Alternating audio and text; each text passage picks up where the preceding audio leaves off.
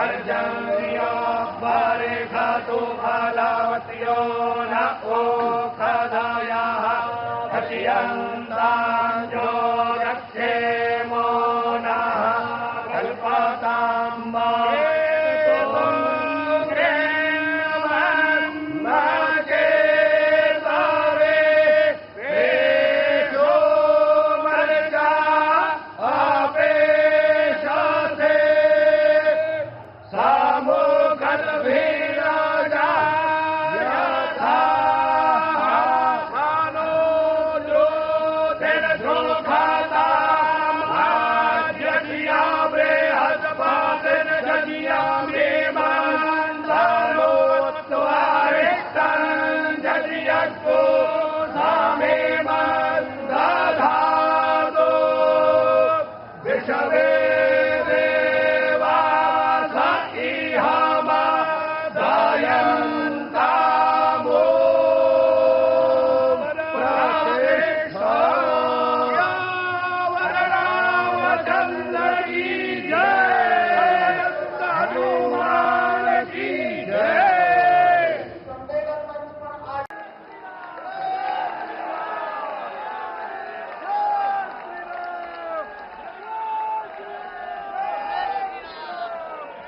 सियावर रामचंद्र की, सियावर रामचंद्र की जय सिया राम। उत्तर प्रदेश की राज्यपाल आनंदीबेन पटेल, राष्ट्रीय स्वयंसेवक संघ के परम पूजनीय सरसंघ चालक डॉक्टर मोहन भागवत जी, उत्तर प्रदेश के मुख्यमंत्री योगी आदित्यनाथ जी, श्री राम जन्मभूमि तीर्थ क्षेत्र ट्रस्ट के अध्यक्ष पूज्य महंत नृत्य गोपाल दास जी, पूज्य संत समाज, यहां पधारे सभी भक्तगण, देश और दुनिया से इस ऐतिहासिक पल के साक्षी बन रहे कोटि कोटि राम भक्त, देवी और सज्जनों, आज अयोध्या नगरी भारत की सांस्कृतिक चेतना के एक और उत्कर्ष बिंदु की साक्षी बन रही है। आज संपूर्ण भारत, संपूर्ण विश्व राममय है।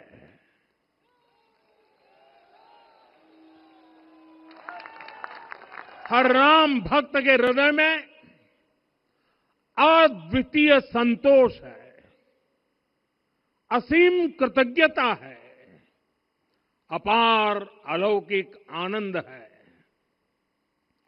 सदियों के घाव भर रहे हैं, सदियों की वेदना आज विराम पा रही है। सदियों का संकल्प आज सिद्धि को प्राप्त हो रहा है। आज उस यज्ञ की पूर्णाहुति है जिसकी अग्नि 500 वर्ष तक प्रज्वलित रही। जो यज्ञ एक पल भी आस्था से डिगा नहीं, एक पल भी विश्वास से टूटा नहीं। आज भगवान श्री राम के गर्भगृह की अनंत ऊर्जा, श्री राम परिवार का दिव्य प्रताप इस धर्म ध्वजा के रूप में इस दिव्यतम भव्यतम मंदिर में प्रतिष्ठापित हुआ है। और साथियों, ये धर्म ध्वजा केवल एक ध्वजा नहीं, ये भारतीय सभ्यता के पुनर्जागरण का ध्वज है।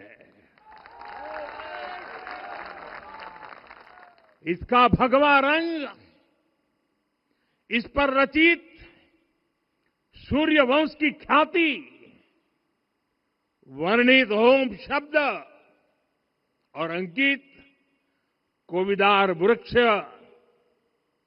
राम राज्य की कीर्ति को प्रतिरूपित करता है। ये ध्वज संकल्प है, ये ध्वज सफलता है, ये ध्वज संघर्ष से सृजन की गाथा है, ये ध्वज सदियों से चले आ रहे स्वप्नों का साकार स्वरूप है।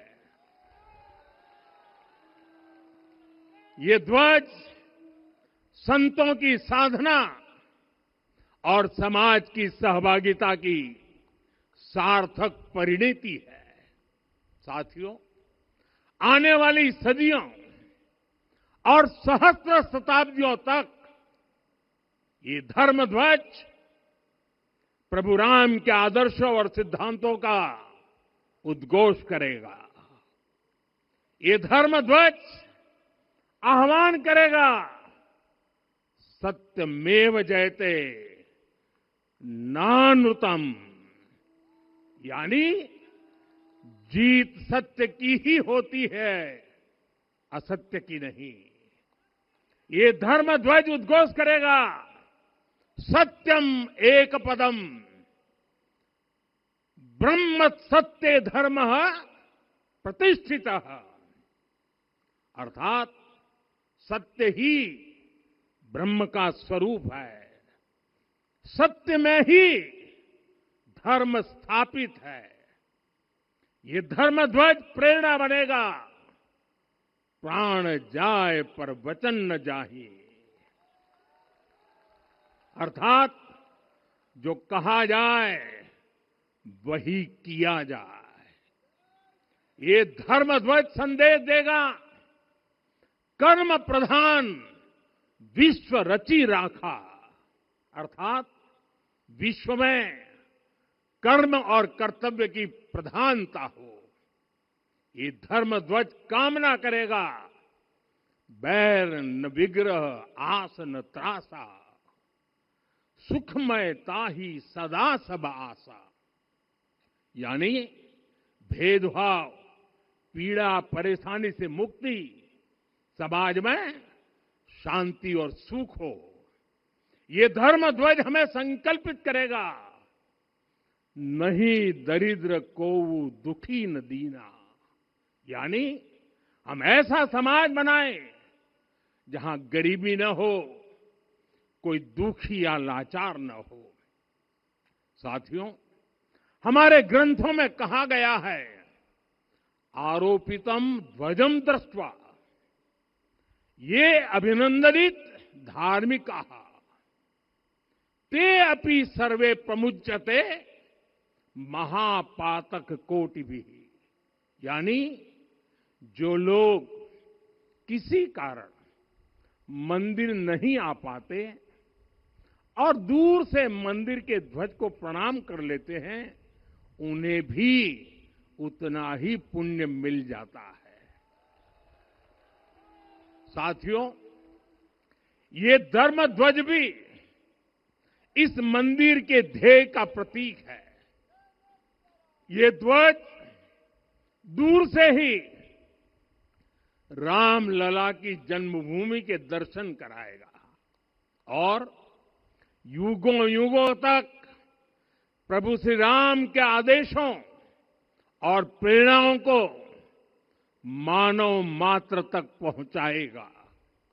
साथियों, मैं संपूर्ण विश्व के करोड़ों राम भक्तों को इस अविस्मरणीय क्षण की, इस अद्वितीय अवसर की हार्दिक शुभकामनाएं देता हूं। मैं आज उन सभी भक्तों को भी प्रणाम करता हूं, हर उस दानवीर का भी आभार व्यक्त करता हूं जिसने राम मंदिर निर्माण के लिए अपना सहयोग दिया।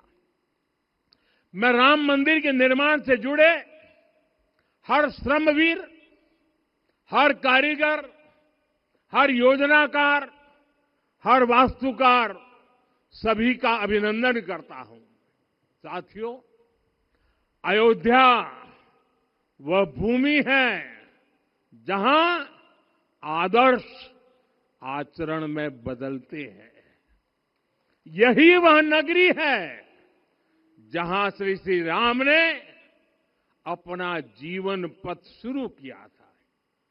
इसी अयोध्या ने संसार को बताया कि एक व्यक्ति कैसे समाज की शक्ति से, उसके संस्कारों से पुरुषोत्तम बनता है। जब श्री राम अयोध्या से वनवास को गए तो वे युवराज राम थे, लेकिन जब लौटे तो मर्यादा पुरुषोत्तम बन करके आए और उनके मर्यादा पुरुषोत्तम बनने में महर्षि वशिष्ठ का ज्ञान, महर्षि विश्वामित्र की दीक्षा, महर्षि अगस्त्य का मार्गदर्शन, निषाद राज की मित्रता, मां शबरी की ममता, भक्त हनुमान का समर्पण, इन सब की अनगिनत ऐसे लोगों की महत्वपूर्ण भूमिका रही है। साथियों, विकसित भारत बनाने के लिए भी समाज की इसी सामूहिक शक्ति की आवश्यकता है। मुझे बहुत खुशी है कि राम मंदिर का दिव्य प्रांगण भारत के सामूहिक सामर्थ्य की भी चेतना स्थली बन रहा है। यहां 7 मंदिर बने हैं। यहां माता शबरी का मंदिर बना है, जो जनजातीय समाज के प्रेम भाव और आतिथ्य परंपरा की प्रतिमूर्ति है। यहां निषादराज का मंदिर बना है। ये उस मित्रता का साक्षी है जो साधन नहीं, साध्य को, उसकी भावना को पूजती है। यहां एक ही स्थान पर माता अहिल्या है, महर्षि वाल्मीकि है, महर्षि वशिष्ठ है, महर्षि विश्वामित्र है, महर्षि अगस्त्य है और संत तुलसीदास है। रामलला के साथ साथ इन सभी ऋषियों के दर्शन भी यहीं पर होते हैं।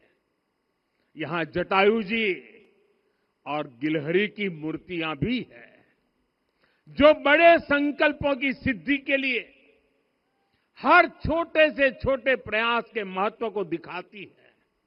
मैं आज हर देशवासी से कहूंगा कि वो जब भी राम मंदिर आए तो सप्त मंदिर के दर्शन भी अवश्य करें। ये मंदिर हमारी आस्था के साथ साथ मित्रता, कर्तव्य और सामाजिक सद्भाव के मूल्यों को भी शक्ति देते हैं। साथियों, हम सब जानते हैं, हमारे राम भेद से नहीं, भाव से जुड़ते हैं। उनके लिए व्यक्ति का कुल नहीं, उसकी भक्ति महत्वपूर्ण है। उन्हें वंश नहीं, मूल्य प्रिय है। उन्हें शक्ति नहीं, सहयोग महान लगता है। आज हम भी उसी भावना से आगे बढ़ रहे हैं। पिछले 11 वर्षों में महिला, दलित, पिछड़े, अति पिछड़े, आदिवासी, वंचित, किसान, श्रमिक, युवा, हर वर्ग को विकास के केंद्र में रखा गया है। जब देश का हर व्यक्ति, हर वर्ग, हर क्षेत्र सशक्त होगा, तब संकल्प की सिद्धि में सबका प्रयास लगेगा और सबके प्रयास से ही 2047 जब देश आजादी के 100 साल मनाएगा, हमें 2047 तक विकसित भारत का निर्माण करना ही होगा। साथियों, रामलला की प्राण प्रतिष्ठा के ऐतिहासिक अवसर पर मैंने राम से राष्ट्र के संकल्प की चर्चा की थी। मैंने कहा था कि हमें आने वाले 1000 वर्षों के लिए भारत की नींव मजबूत करनी है। हमें याद रखना है, जो सिर्फ वर्तमान का सोचते हैं, वो आने वाली पीढ़ियों के साथ अन्याय करते हैं। हमें वर्तमान के साथ साथ भावी पीढ़ियों के बारे में भी सोचना है, क्योंकि हम जब नहीं थे, ये देश तब भी था। जब हम नहीं रहेंगे ये देश तब भी रहेगा। हम एक जीवंत समाज है, हमें दूरदृष्टि के साथ ही काम करना होगा। हमें आने वाले दशकों, आने वाली सदियों को ध्यान में रखना ही होगा। और साथियों, इसके लिए भी हमें प्रभु राम से सीखना होगा। हमें उनके व्यक्तित्व को समझना होगा, हमें उनके व्यवहार को आत्मसात करना होगा। हमें याद रखना होगा, राम यानी आदर्श, राम यानी मर्यादा, राम यानी जीवन का सर्वोच्च चरित्र, राम यानी सत्य और पराक्रम का संगम। दिव्य गुणे शक्र समो रामः सत्य पराक्रमः। राम यानी धर्म पथ पर चलने वाला व्यक्तित्व। रामः सत्पुरुषो लोके सत्यः सत्यपरायणः। राम यानी जनता के सुख को सर्वोपरि रखना, प्रजा सुखत्वे चंद्रस्य। राम यानी धर्म और क्षमा का दरिया। वसुधाया क्षमा गुणे है। राम यानी ज्ञान और विवेक की पराकाष्ठा। बुद्ध या बृहस्पति तुल्य। राम यानी कोमलता में दृढ़ता। मृदु पूर्वज भाषते। राम यानी कृतज्ञता का सर्वोच्च उदाहरण। कदाचन नोपकारेण कृति नैकेन तुष्यति। राम यानी श्रेष्ठ संगति का चयन। शीला वृद्धे ज्ञान वृद्धे वयोवृद्धे च सज्जनै। राम यानी विनम्रता में महाबल। वीर्यवान च वीर्येण महता स्वेन विस्मितः। राम यानी सत्य का अडिग संकल्प। न च अनुत्र कथो विद्वान। राम यानी जागरूक, अनुशासित और निष्कपट मन। निस्तिंद्र अपम्रत च स्वदोष परदोषवित। साथियों, राम सिर्फ एक व्यक्ति नहीं, राम एक मूल्य है, एक मर्यादा है, एक दिशा है।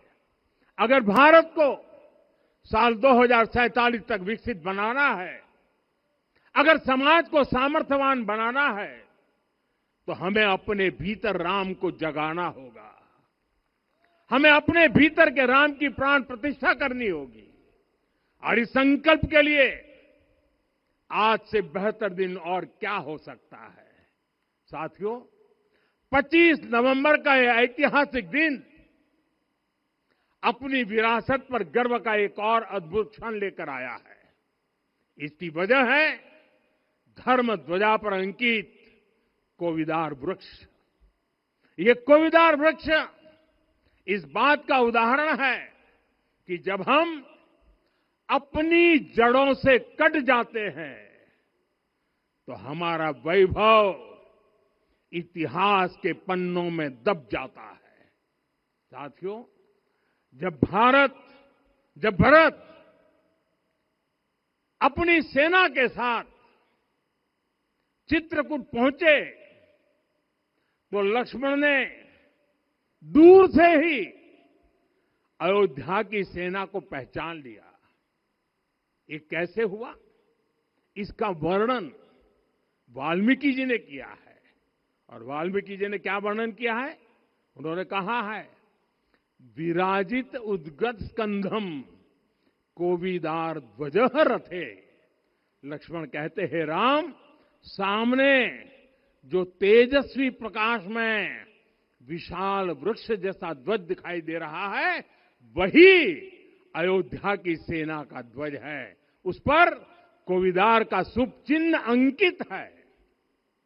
साथियों, आज जब राम मंदिर के प्रांगण में कोविदार फिर से प्रतिष्ठित हो रहा है, यह केवल एक वृक्ष की वापसी नहीं है, यह हमारी स्मृति की वापसी है, हमारी अस्मिता का पुनर्जागरण है, हमारी स्वाभिमानी सभ्यता का पुनः उद्घोष है। कोविदार वृक्ष हमें याद दिलाता है कि जब हम अपनी पहचान भूलते हैं तो हम स्वयं को खो देते हैं, और जब पहचान लौटती है तो राष्ट्र का आत्मविश्वास भी लौट आता है। और इसलिए मैं कहता हूं, देश को आगे बढ़ना है तो अपनी विरासत पर गर्व करना होगा। साथियों, अपनी विरासत पर गर्व के साथ साथ एक और बात भी महत्वपूर्ण है, और वो है गुलामी की मानसिकता से पूरी तरह मुक्ति। आज से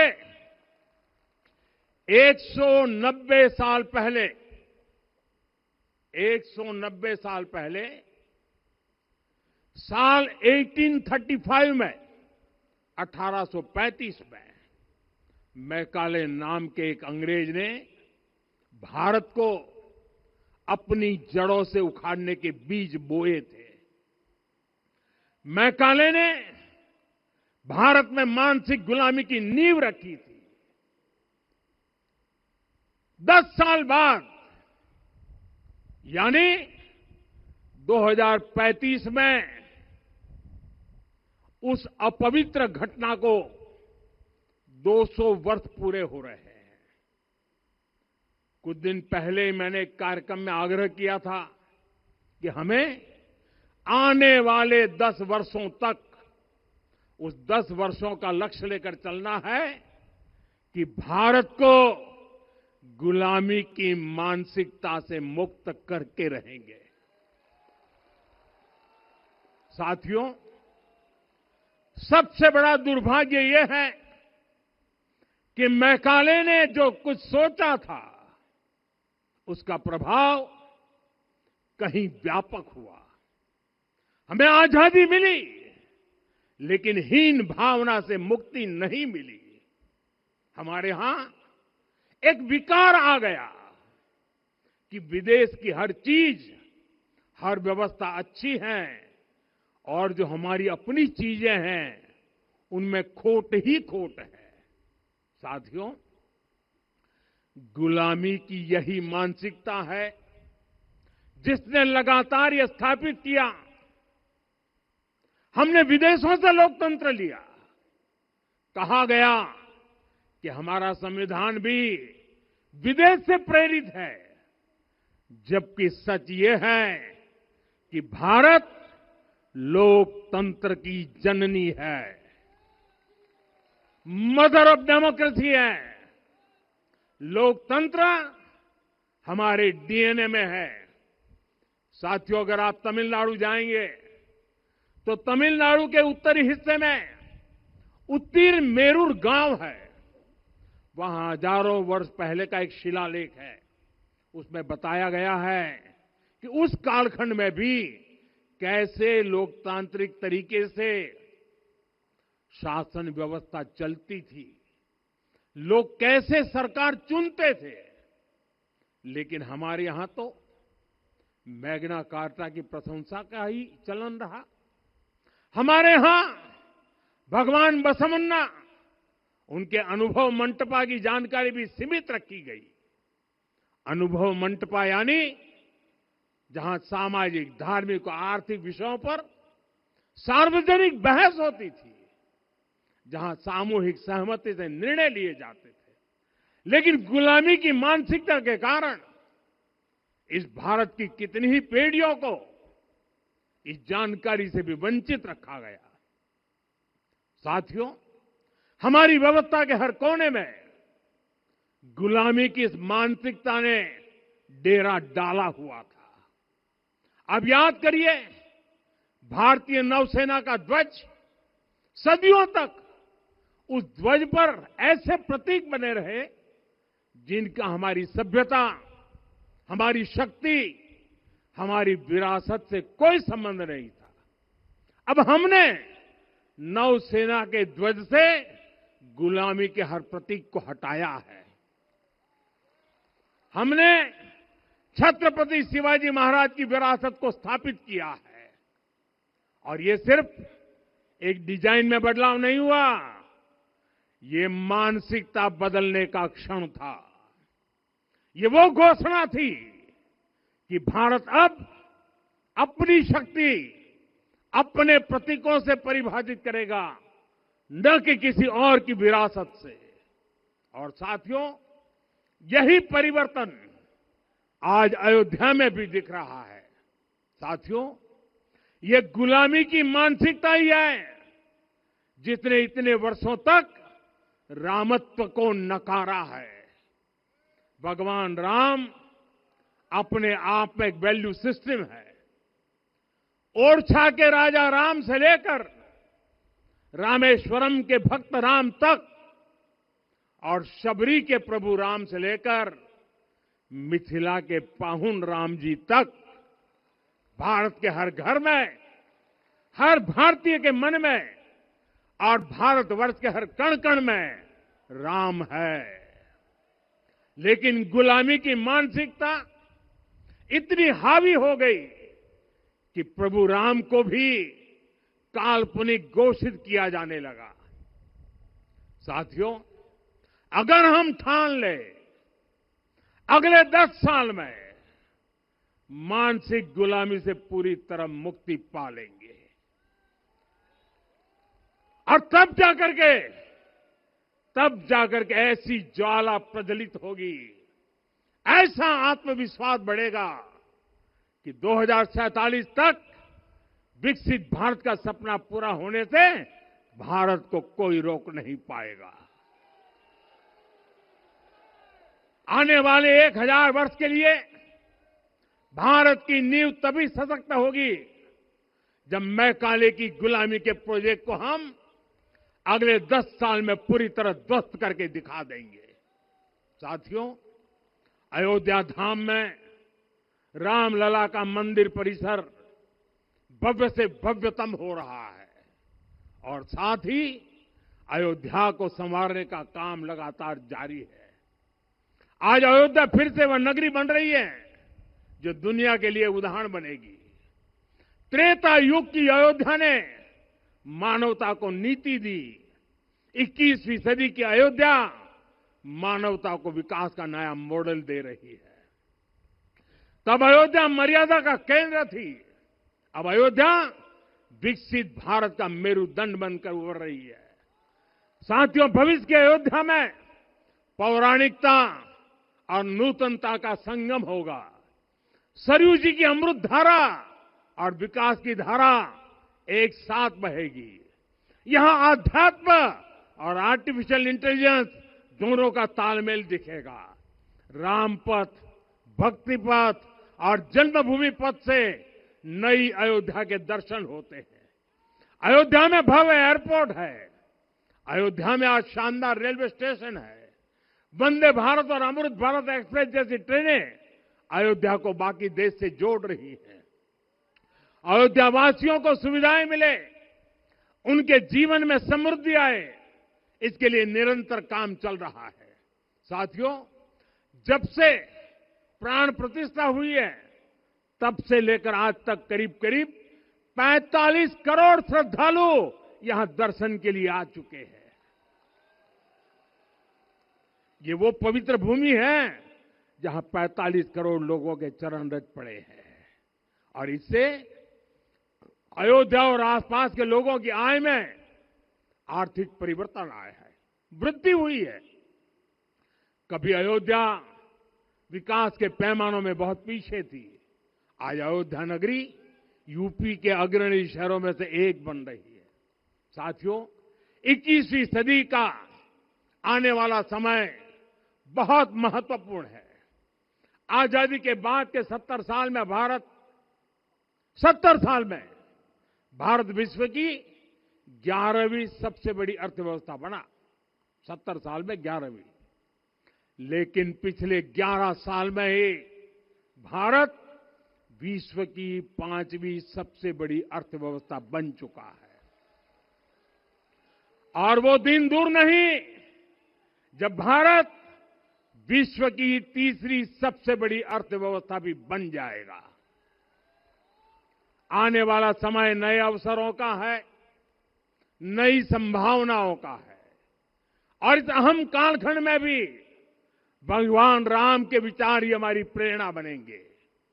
जब श्री राम के सामने रावण विजय जैसा विशाल लक्ष्य था, तब उन्होंने कहा था, सौरज धीरज ते ही रथ चाका, सत्यशील दृढ़ ध्वज पताका, बल विवेक दम परहित गोरे, क्षमा कृपा समता रजु जोरे। यानी रावण पर विजय पाने के लिए जो रथ चाहिए, शौर्य और धैर्य उसके पहिए हैं, उसकी ध्वजा सत्य और अच्छे आचरण की है, बल विवेक संयम और परोपकार इस रथ के घोड़े हैं, लगाम के रूप में क्षमा दया और समता है जो रथ को सही दिशा में रखते हैं। साथियों, विकसित भारत की यात्रा को गति देने के लिए ऐसा ही रथ चाहिए, ऐसा रथ जिसके पहिए शौर्य और धैर्य हो, यानी चुनौतियों से टकराने का साहस भी हो और परिणाम आने तक दृढ़ता से डटे रहने का धैर्य भी हो। ऐसा रथ जिसकी ध्वजा सत्य और सर्वोच्च आचरण हो, यानी नीति नियत और नैतिकता से समझौता कभी न हो।